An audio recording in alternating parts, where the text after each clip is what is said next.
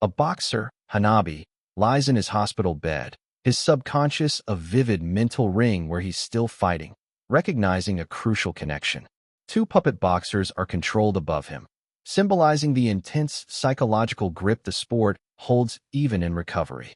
He wakes up, stretching in his hospital bed, while watching a televised boxing match, his mind immediately back on the competitive world he inhabits. Meanwhile, medical staff discuss his condition, highlighting the professional attention he's receiving during his hospital stay. A young nurse checks his vital signs, gently wrapping a blood pressure cuff around his arm as he sits quietly, lost in thought. The focused care he's receiving underscores the seriousness of his condition or recent bout. Another nurse kneels down, checking his reflexes with a small hammer, and Harima looks down at her with a dazed and weary expression. He is being thoroughly examined, yet his focus seems to be elsewhere, perhaps still lingering on the fight. As he slowly regains his full awareness, Harima raises his hands to his face, his eyes wide with a dawning horror as he questions, "Huh?" He frantically touches his cheek and jaw, realizing that something is profoundly wrong. He then cups his ear, his face contorted in shock as he attempts to grasp the sound or sensation that has alerted him to the injury. The silent panic mounts as he verifies the disturbing physical reality of his condition. A horrifying close-up reveals the source of his distress, a missing tooth, leaving a dark, painful gap in his smile. He points a finger into his mouth and whispers the shocking words that have gripped him, "My tooth." The medical team rushes in to greet him, but he can only desperately point out his injury to the bewildered doctor and nurses. He tries to interrupt their formal greeting with his urgent, painful discovery. "Hey, my tooth." The doctor ignores his frantic protest for a moment, shining a penlight directly into his eyes, checking for any concussion symptoms. Harima's face is a mask of pure panic, his single, obsessive thought overriding all other concerns. "My tooth." Finally, the doctor asks, "How are you feeling, Mr. Harima?" Only for him to shout the only thing that matters, "My tooth," leaving the medical staff staring in stunned silence at his desperate outburst and dramatic injury. The concerned doctor holds up his name tag, revealing Sanuki, which Harima, his eyes wide with a manic energy, connects to food, shouting, "Udon, too." Harima is so consumed by thoughts of food, he even finds a culinary connection to the doctor's name, while the doctor wonders if there's any reason for his intensity. Harima ignores the doctor's question, dramatically thrusting his finger into the gap in his mouth and shouting, "Yes, my tooth." He demands to know how he's supposed to eat anything like this, revealing the devastating gap in his smile. Still overwhelmed by his injury and hunger, Harima wonders why he's suddenly starving while thinking about food, knowing what he craves, yet lamenting, but without this tooth. The physical damage has become an obstacle to his deepest post-fight desire. He then stares at the nurse with a frantic, magnified eye, demanding, "Hey, how much longer is this going to take? Can we hurry it up?" His patience is completely gone, replaced by a consuming impatience driven by his hunger. The doctor turns back to him, pointing and asking, "What did you want to eat, Mr. Harima?" Harima, momentarily stunned, manages to growl out his craving, "Meat. Steak." But the doctor quickly cuts him off, confirming, "We've already finished the exam." A close-up on a vase of flowers and a pair of worn boxing gloves rests in the hospital room, a silent witness to Harima's ordeal. A reflective voiceover ponders the larger context. Is there any reason why? Linking his injury to the fierce nature of his sport. The scene shifts to a flashback of a pre-fight moment, where Harima, shirtless and lean from the weight cut, fiercely argues with his team, demanding steak instead of udon. He insists, "I passed the way in. So what's the problem?" Proving his determination to eat what he wants after such a grueling cut. While arguing about his meal, Harima and his coach are also intently watching a horse race on a phone, where his coach exclaims, "Did you say steak? Sure, why not? A T-bone steak on me." The coach is distracted, using the boxer's meal as a casual bet, much to the alarm of his other cornerman. A group of boxing commentators is then shown discussing Harima's background, acknowledging that his crude, Harima style has earned him a title shot despite his coach's gambling habits. They note his impressive amateur record, but highlight the unusual atmosphere of his corner.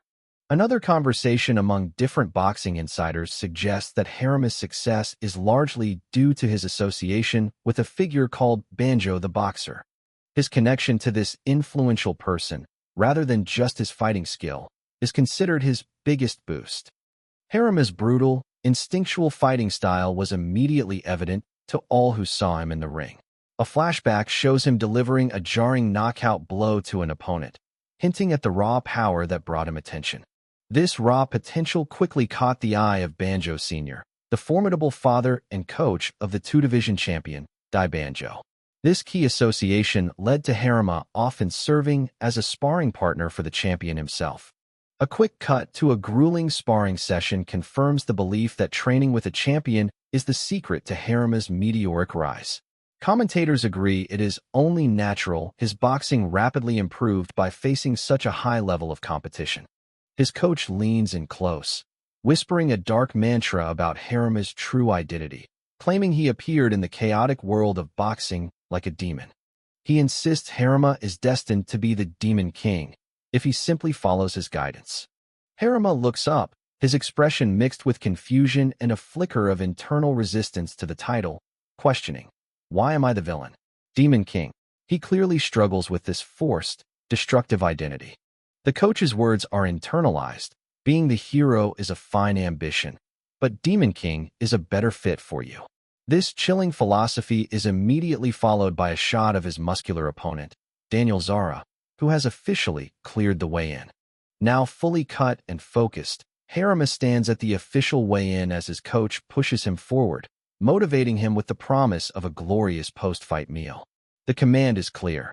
Take this guy down, and that steak is yours. The two fighters, Rio Harima and Daniel Zara, face off with the boxing world watching, the flashing cameras capturing the tense moment. Despite Harima's less experienced record, everyone senses that this clash is a true showdown of fists, where anything can happen. Zara, the OPBF bantamweight champion, is formally introduced with the terrifying moniker, the Japanese Slayer. His confident, hardened face proves he is a formidable and fearsome obstacle to Harima's ambition. Harima and the champion lean in for a final, intense moment, their faces mere inches apart. Zara's eyes hold a menacing confidence as he delivers his final, crushing threat. "I'm gonna crush you." Harima's raw, aggressive fighting style, fueled by instinct and power, was immediately recognized as special in the boxing world. He is shown delivering a crushing blow to an opponent, foreshadowing the brutality of his rise. This raw potential quickly caught the eye of Banjo Sr., the formidable father and coach of the two-division champion, Banjo. This key association led to Harima often serving as a frequent sparring partner for the champion himself. A quick cut to a grueling sparring session confirms the belief that training with a champion is the secret to Harima's meteoric rise. Commentators agree it is only natural his boxing rapidly improved by facing such a high level of competition. His coach leans in close, whispering a dark mantra about Harima's true identity, claiming he appeared in the chaotic world of boxing like a demon. He insists Harima is destined to be the Demon King if he simply follows his guidance. Harima looks up, his expression mixed with confusion and a flicker of internal resistance to the title, questioning, "Why am I the villain? Demon King." He clearly struggles with this forced, destructive identity. The coach's words are internalized. Being the hero is a fine ambition, but Demon King is a better fit for you. This chilling philosophy is immediately followed by a shot of his muscular opponent, Daniel Zara, who has officially cleared the weigh-in. Now fully cut and focused, Harima stands at the official weigh-in as his coach pushes him forward, motivating him with the promise of a glorious post-fight meal. The command is clear. Take this guy down, and that steak is yours. The two fighters, Rio Harima and Daniel Zara, face off with the boxing world watching, the flashing cameras capturing the tense moment. Despite Harima's less experienced record, everyone senses that this clash is a true showdown of fists, where anything can happen. Zara, the OPBF bantamweight champion, is formally introduced with the terrifying moniker, the Japanese Slayer. His confident, hardened face proves he is a formidable and fearsome obstacle to Harima's ambition. Harima and the champion lean in for a final, intense moment, their faces mere inches apart. Zara's eyes hold a menacing confidence as he delivers his final, crushing threat. "I'm gonna crush you." The doctor explained that Zara's relentless pressure ultimately wore Harima down, leading to the devastating 10th round where the champion ended the fight with a furious flurry. The doctor's words confirmed the brutality of the match. Harima, clutching his face in desperation, could only repeat the same agonizing thought, shouting, "My tooth." His focus remains fixed on the humiliating injury, ignoring the greater significance of the loss. In a brief moment of intense clarity, a close-up of Harima's face shows the phantom image of his missing tooth flashing across his mind. This physical wound is clearly the focal point of his pain and regret. The doctor calmly explained the dental injury, confirming, "It's gone." He noted that it was a front tooth and would be replaced with a bridge or implant, a permanent change to Harima's face. A nurse then stepped in to try and console the distressed boxer, gently trying to assure him, "Don't worry, they'll replace it." Harima, however, remained inconsolable over the permanent loss. The nurse brought up a crucial point, asking if Harima was wearing his mouthpiece during the fight, the essential protection against exactly this kind of injury. The question hangs in the air, implicating the cause of his condition. Harima's face contorts in a moment of utter shock and realization as the question sinks in, his eyes widening. He clearly understands the implication that his own negligence may have led to his lost tooth. The scene cuts back to the frantic seconds before the 10th round, where Harima is spitting out his mouthpiece and carelessly tossing it into the bucket, eager to start the round. The action now serves as a damning piece of evidence. He stares at the discarded mouthpiece in the bucket, recalling the moment of his reckless decision. The narration explains this act was due to his desperation to get enough air in the late, grueling rounds. Harima realizes the grave mistake he made in a moment of panic, shouting, "The mouthpiece." His face reflects the full weight of his regret, knowing his championship dream and his tooth were sacrificed for a desperate breath. In that moment of clarity, Harima knew he was too tired to keep the mouthpiece in, desperately seeking air despite the terrible risk. He threw his essential protection into the bucket, a fatal gamble for a final surge. His coach saw the discarded mouthpiece and, with a terrifying, primal look of rage, instantly understood the grave mistake his boxer had made. The coach's expression alone was a chilling prophecy of the disaster to come. Suddenly, Zara exploded with a fierce right uppercut, the blow landing with devastating force. The single punch marked the beginning of the end, signaling that Harima was now completely exposed. Harima immediately knew the moment he was hit. The sheer shock of the impact jolted his entire body. He realized the horrible truth. He was hit flush, and his missing protection made the damage irreversible. He was thrown violently backward, hitting the ropes with a sickening thwack. The force of the blow was overwhelming, sending him crashing into the perimeter of the ring. Seeing his boxer defenseless, the coach screamed in terror, his voice cracking with desperation, "Stop." He was caught between his fighter's recklessness and the inevitable, brutal finale. The doctor in the hospital room confirms the knockout, stating that Harima was cleanly knocked out and was unable to beat the count. The finality of the defeat sinks in as Harima listens. Harima, staring blankly, asks a simple, heartbroken question, "So I lost?" The reality of his failure finally registers, hitting him harder than any punch.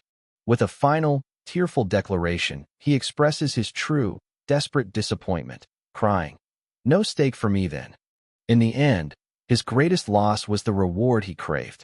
Zara, the Japanese slayer, stands over his defeated opponent with a look of cold, satisfied triumph. The champion's victory is absolute, leaving Harima with only a bitter loss and a broken tooth. In a desperate moment, Harima's vision blurs, the world spinning violently around him, and he collapses to his knees. The sheer weight of the uppercut, delivered without the protection of his mouthpiece, was catastrophic. As he struggles to maintain consciousness, the image of his prized steak flashes before his eyes, a final, cruel vision of the reward he lost. The dream of the sizzling meal becomes an agonizing symbol of his defeat. With his entire body reeling, Harima falls forward onto the canvas, his arms failing to break the fall. The referee descends immediately, signaling the inevitable count. The victorious champion, Zara, stands above him, not with rage, but with a look of cold, professional satisfaction at having perfectly executed his crushing blow. The Japanese slayer had lived up to his menacing title. Harima lies prone on the ground, his face pressed against the canvas, his consciousness quickly slipping away as the count reaches 8. The ring lights illuminate the final seconds of his doomed championship bid. The referee raises Zara's hand in triumph, declaring him the winner by 10th round KO. Harima's coach, eyes shadowed in profound shame, kneels by his unconscious fighter's side, unable to meet the victor's gaze. Back in the hospital, Harima, still wrestling with the memory, realizes the true depth of his mistake, crying out, "I knew I lost when the punch landed." His arrogance and desperation cost him everything. The doctor delivers the final, crushing medical blow, stating that the lost tooth was a clean break caused by the uppercut. The force of the punch, coupled with the missing mouthpiece, caused a textbook injury. Harima can only stare out the window at the cityscape, the reality of his lost match and lost tooth settling heavily upon him. His eyes are haunted by the devastating consequences of his split-second decision. With a newfound, grim resolve, Harima's expression changes from despair to a quiet determination. He is now forced to face the harsh truth that in boxing, even a single mistake can change your life forever. An older man, who seems to be the father, admitting to his son that he didn't think he'd get this far in his boxing career when he first introduced him to Coach Yanda. The son, a young boxer, is deep in thought, clearly exhausted as he's passed out in a truck cab.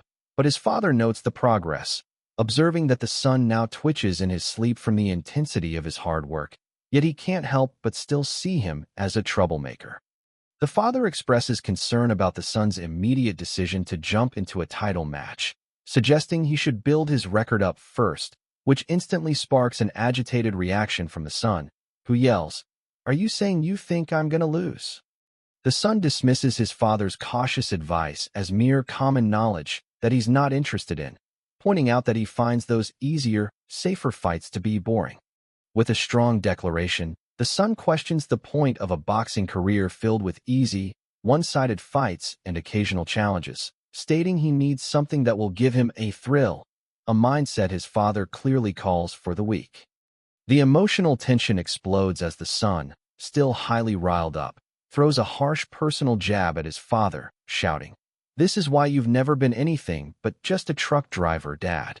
The son decides to leave the truck to walk the rest of the way to the weigh-in, which will help a bit with the weigh-in, as his father watches, confused and wondering why his son is so agitated.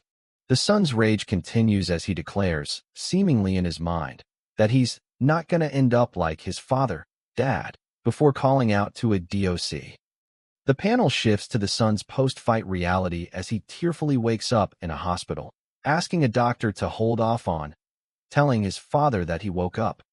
Finally, the tragic truth is revealed. The reason for his desperate plea is a crushing realization that, after his loss, he simply don't have the courage to face him.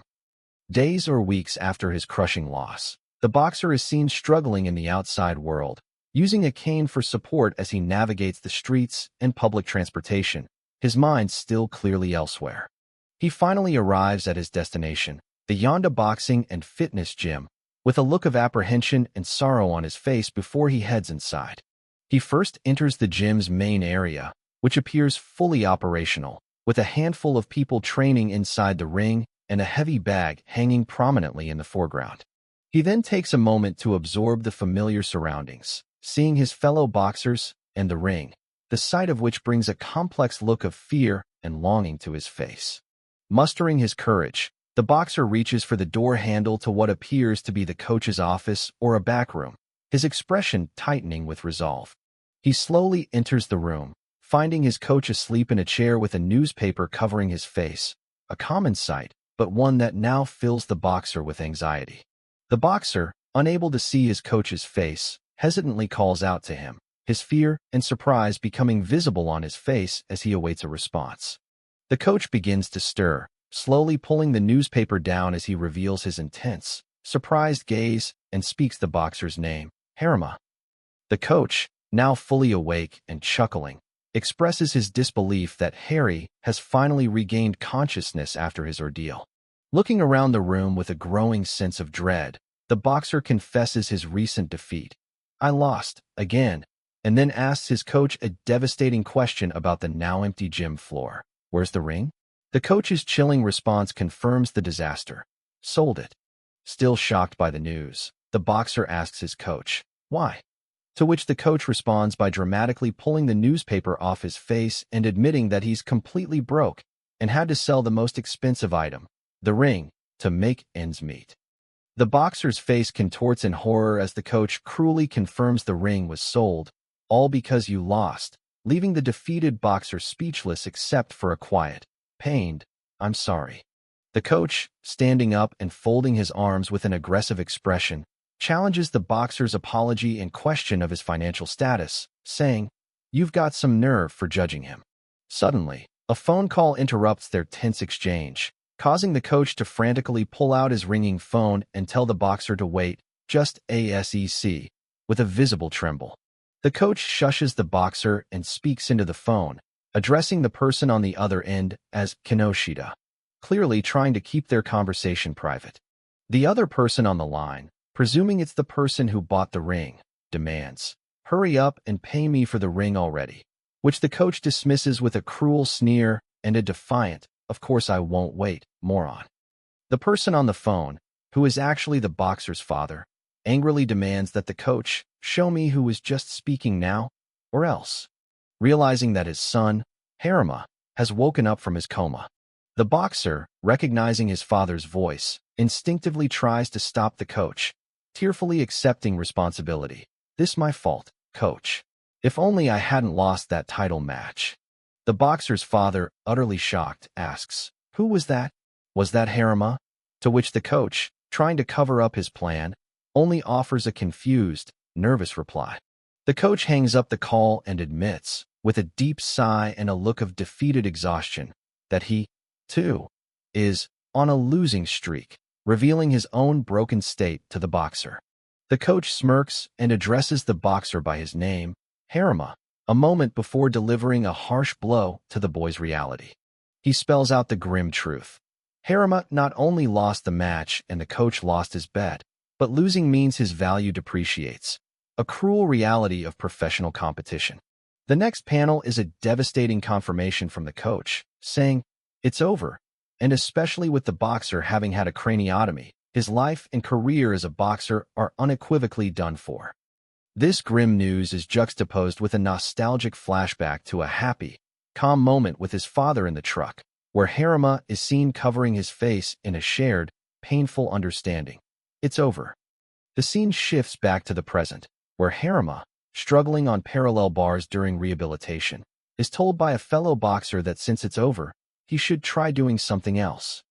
The boxer's face contorts with a mixture of rage and desperation as he processes the advice to try doing something else and the full, crushing weight of his situation. Fighting to move on the parallel bars, Harima yells his questions into the empty room, asking, "What else is there?" as he refuses to accept the end of his dream. His nurse sternly reprimands him for having snuck out of the hospital, reminding him of his fragile condition. Later, as he served his hospital meal, Harima, still clearly not accepting his new life, irritably demands of the nurse, "Where's my steak?" Lying in his hospital bed, Harima watches a television feature on his boxing rival, the boxer Banjo, a sight that elicits a look of pure envy and determination from the broken young man. In an earlier, healthier time, Harima spars intensely with his rival, Banjo, the boxer, harboring the secret desire that he wanted to be just like him. The scene cuts to their official first sparring session, where Harima, who is still Ryo Harima, steps into the ring with his fearsome opponent, Banjo, while onlookers question his nervousness. The fierce action in the ring shows Harima trying to connect with a powerful whack, but his opponent easily dodges and slips the punch, revealing the gap in their skill. A devastating moment occurs as Harima's opponent lands a clean blow, an audible crack, hitting his head just as the timer counts down to 0, ending the round with a BP. Banjo's trainer steps in immediately, calling the session over, and cheerfully thanks Harima for his time, indicating they will be in touch, a kind yet dismissive gesture. Banjo's trainer calmly suggests they take it slow, with Dai, a statement Harima overhears while clutching his headgear, causing a surge of frustration and anger on his sweat-soaked face. Harima looks down as he acknowledges the trainer, repeating, "Right. I know," accepting the decision with a bowed head and a resigned tone. In his mind, Harima frantically questions the early ending, wondering if he was only worth 1 round for an opponent like Banjo, despite a promised 3 rounds. A memory flashes of a television commentary praising Dai Banjo as one of modern-day boxing's greats, reinforcing Harima's inner turmoil and the overwhelming admiration he feels. Back in the hospital, a subtle change comes over Harima as he looks into a mirror, his intense gaze reflecting a new resolve, while the face of his disappointed father flashes into his mind, silent but impactful. To be honest, the boxer's father admitted he never thought his son would make it so far when he first introduced him to Coach Yanda. The father expressed his concern about the title match, but his son exploded in anger, demanding to know if his father thought he was going to lose. The boxer dismissed his father's cautious advice, declaring he isn't interested in boring fights built on common knowledge, but instead needs something that will give him a thrill. In a moment of pure rage, the boxer lashed out at his father, shouting, "This is why you've never been anything but just a truck driver, Dad." He then jumped out of the moving truck, deciding to walk the rest of the way to the weigh-in, as his confused father watched him leave. In a flash of self-pity and fury, the boxer vows, "I'm not going to end up like you, Dad," before calling out to a DOC. The boxer wakes up in a hospital, tearfully begging the doctor to hold off on telling his father that he woke up. He confesses the devastating reason for his secrecy. He simply don't have the courage to face him after his crushing defeat and injury. Days later, still on crutches, the boxer makes a determined and sorrowful journey back to his gym, the Yanda Boxing and Fitness Gym. Standing inside the empty gym, the boxer listens in utter shock as his coach reveals the devastating truth. His career is unequivocally done for because of the severe craniotomy he required. With an agonizing expression, the boxer realizes the coach has made his defeat the ultimate low point, cementing the idea that his boxing dream is truly dead. He remembers his former glory days, standing tall in the ring, proclaiming he would become a world champion. The coach sits across from him with a look of stern resolve and frustration, insisting the boxer must return to his father, the one person who cares. But the boxer passionately rejects this idea, angrily declaring he won't be like his father and will never become one of those lazy, good-for-nothing people. The boxer then lunges at the coach, grabbing him by the collar in a desperate, emotional plea, and demands to know why the coach won't let him stay. The coach maintains his resolute expression, simply telling the boxer, "Because you're weak," a heartbreaking truth that hangs heavy in the air. After his emotional breakdown, the boxer is seen recovering in his hospital room, looking out the window with a look of sad contemplation.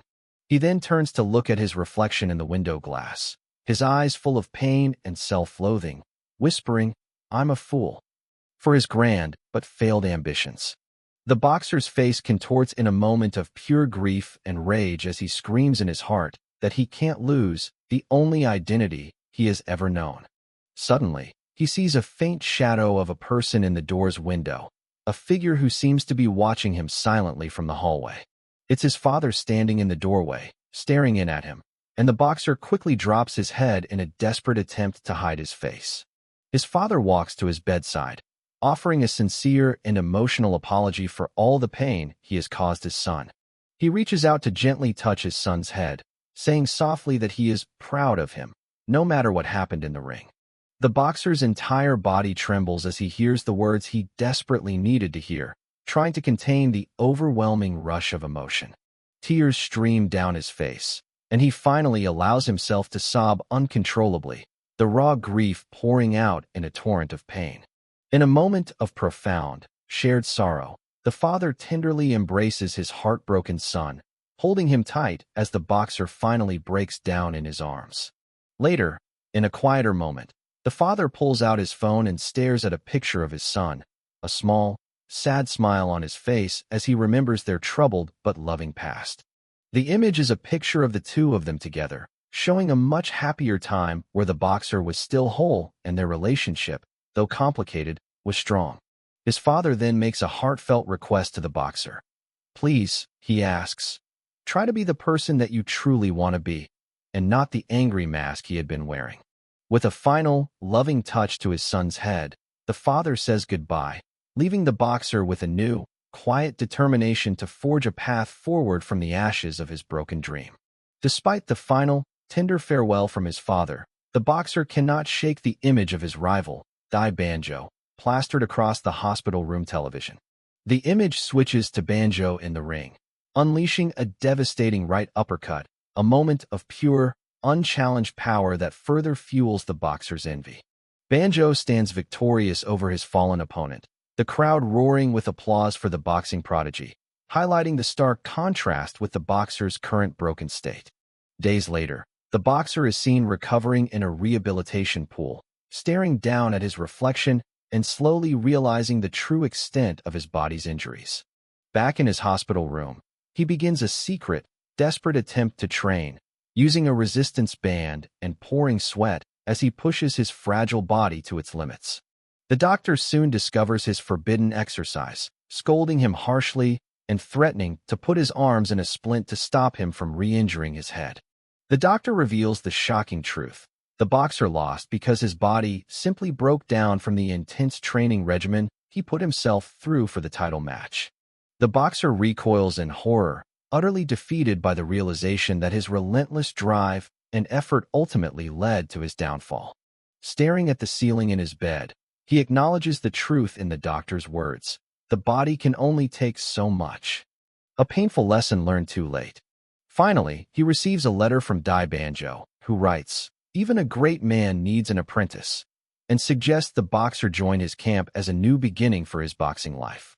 Driven by a new resolve and a chilling offer, the boxer, Harima, is next seen arriving at Dai Banjo's gym, a place now shrouded in the weight of his past failures. Banjo's trainer recognizes Harima and steps forward, a hint of suspicion in his eyes, as Harima bows low in a gesture of respect and humility. Harima asks to see Dai Banjo, but the trainer cuts him off, clearly remembering the painful details of Harima's career-ending defeat and the severity of his injury. The trainer, with a look of cold finality, asks a devastating question. "You're not planning on boxing again, are you?" He then warns Harima with stern eyes that if he is only there for a quick visit, he should turn back now, before any further emotional damage is done. Harima struggles to speak, tears welling up as he can only manage a pained, soft, but in response to the trainer's brutal honesty. The trainer then reveals the real purpose of Banjo's letter, explaining that the offer for an apprenticeship was merely a formality and a kind gesture to an old rival. He crushes Harima's last bit of hope by clarifying that Banjo's interest is purely in a new apprentice, and not a partner or a boxer to train with. Harima is left absolutely speechless, the full weight of his reality crashing down as he realizes the job offer is a definitive end to his life as an active fighter. Finally, with a broken and yet determined expression, Harima manages to force out a single, powerful word. Yes. Harima's single, powerful yes shatters the silence, echoing his resolve to accept the apprentice position at Banjo's gym despite the pain. He explains that even if he can't fight, he can still do this and find a way to stay connected to the sport that defines him. The trainer, momentarily stunned by Harima's raw determination, lowers his guard and finally allows the defeated fighter to follow him inside. Harima looks around the vast, modern gymnasium, which is entirely unfamiliar, confirming that he has entered a completely new world to begin his second life. The trainer then introduces Harima to his new superior, another older man who is likely a senior apprentice or staff member. This man steps forward, extending his hand in a warm, welcoming gesture to the new apprentice who has suffered so much. He introduces himself with a genuine smile, saying, "Welcome, I'm Dai Banjo's coach," as he shakes Harima's hand. A new scene begins as the boxer, now in a uniform and a hat, is shown on a large ship, ready to start a different kind of working life. He then looks back at the ocean with a sad, longing expression, his boxing dreams still pulling at his heart, but his immediate path now set. The new journey begins as the former boxer looks ahead at his working environment, acknowledging the need for a fresh start far from the boxing ring. Working aboard the fishing vessel, the young man reflects on the painful memory of his father's broken dream and his own desperate vow not to end up like him. He finds a moment of peace, sitting alone on the open deck as the sun sets, symbolizing the end of his old life and the beginning of a harsh new reality. Suddenly, a crewmate calls out to him, urging him to grab a pole as they have found a large catch in the open water. The young man's expression shifts to a mix of fear and sheer disbelief as he struggles to comprehend the sheer size of the monster fish hooked to their line. The crewmate struggles violently against the colossal force of the catch, shouting, "The pole! It's going to break," a terrifying warning of the danger. Just as the crewmate begins to lose his footing, the young man steps in without hesitation and grabs the pole, instantly feeling the powerful, shocking resistance of the great fish. His eyes burn with a renewed fire, an intensity not seen since his boxing days, as he channels all his inner strength to combat the ocean's behemoth. The tremendous weight of the fish pulls him with such force that he is lifted completely off his feet and dragged across the deck toward the railing. In that moment of primal struggle, he unleashes a guttural roar, recalling the sheer will and tenacity of his former self in the boxing ring. The young man finally brings the fish to the surface, its monstrous, defiant eye staring back at him as he realizes he has discovered a new kind of challenge worthy of his strength. A massive tuna is finally pulled onto the deck, proving the strength of the young man and the intensity of the new struggle he has found in the ocean. Exhausted but exhilarated, the young man collapses on the deck, covered in sweat, realizing the deep satisfaction of winning a fight against nature. His work on the fishing boat becomes a grueling, physical form of training, using his raw power to haul in nets and massive catches under the grueling sun. The former boxer finds new purpose in the raw strength and relentless dedication required by this new life, a challenge that truly tests his physical limits every day.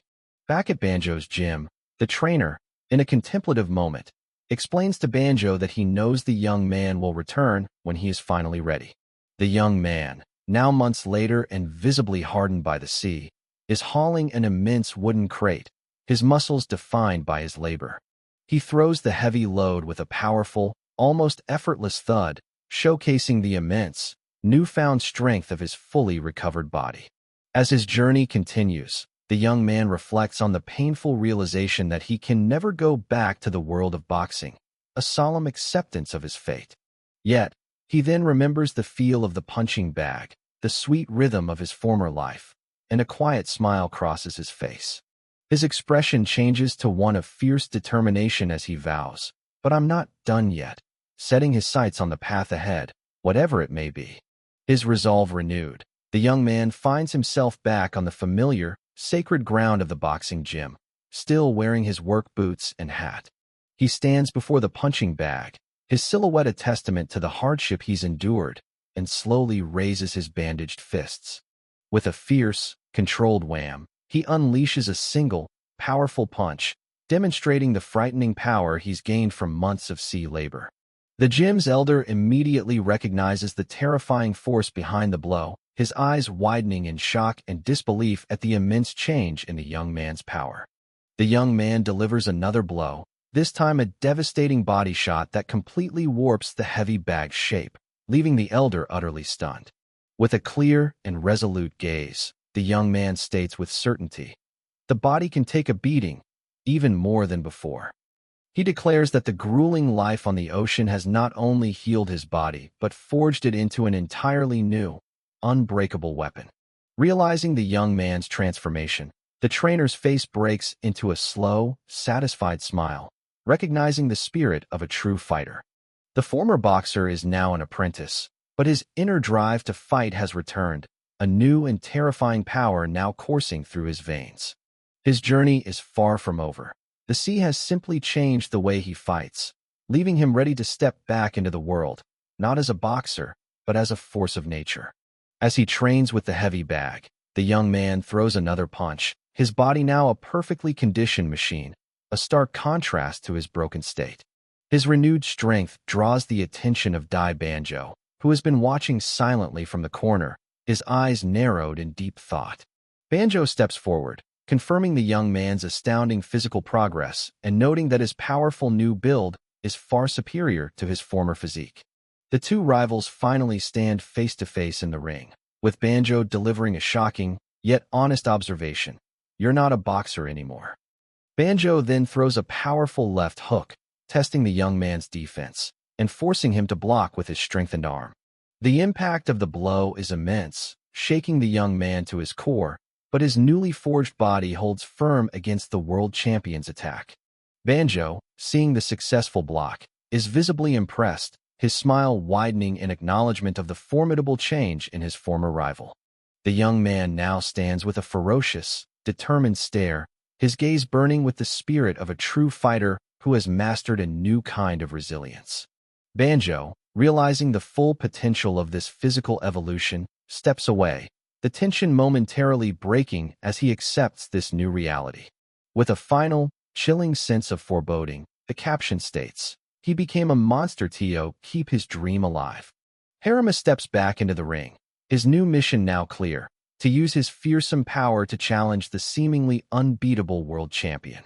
He launches a brutal counterattack, an explosion of pure muscle and rage as he aims a devastating blow straight at Banjo's chin.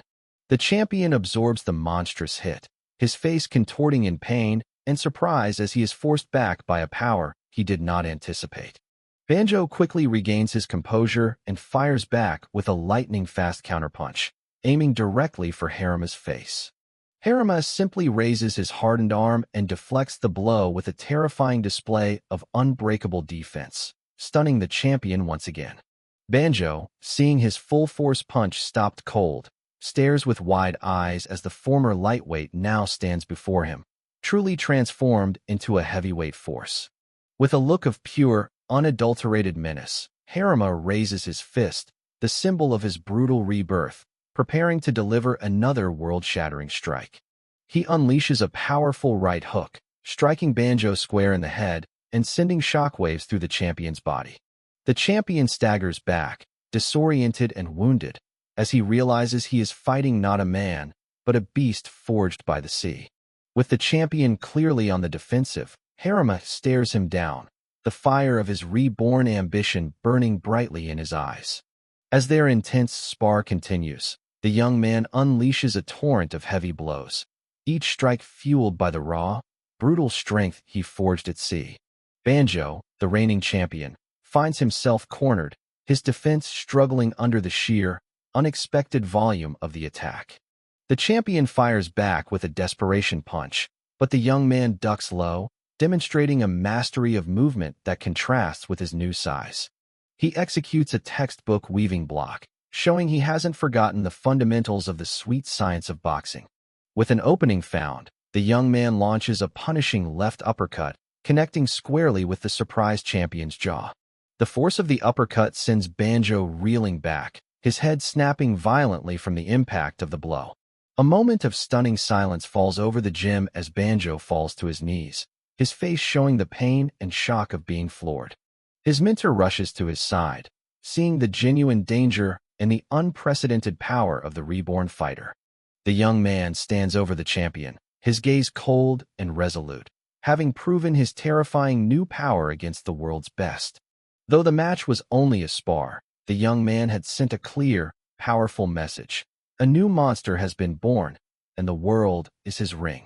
Despite being knocked down, the champion Banjo recovers quickly, his eyes narrowing in fierce respect for his opponent's newly realized strength.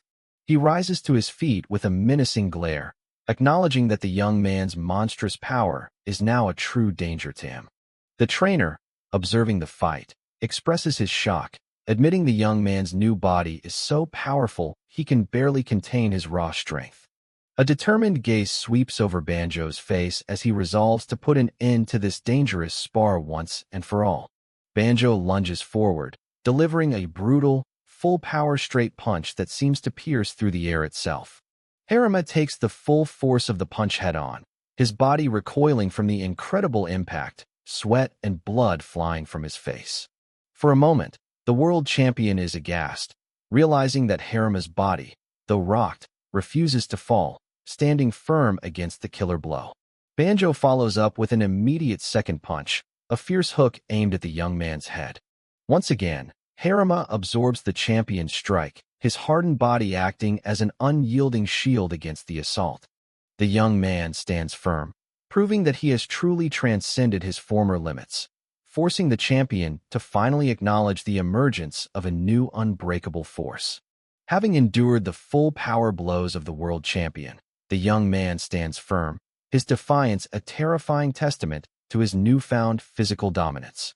Banjo retreats, his expression a mix of awe and terror as he realizes he has awakened a truly unbreakable beast. He understands that his opponent can take any punch and keep coming, a terrifying reality for any boxer to face. As Harima advances, the champion's expression contorts with the pain of his own punches, which have had no effect on the young man's iron will. Banjo's trainer watches the scene with a growing sense of dread, recognizing that his champion is now facing an insurmountable physical barrier. The coach's face is filled with shock as he realizes his fighter, despite his elite skill, cannot defeat an opponent whose body is simply too durable to break. Harima finally closes the distance, his monstrous presence overwhelming the world champion.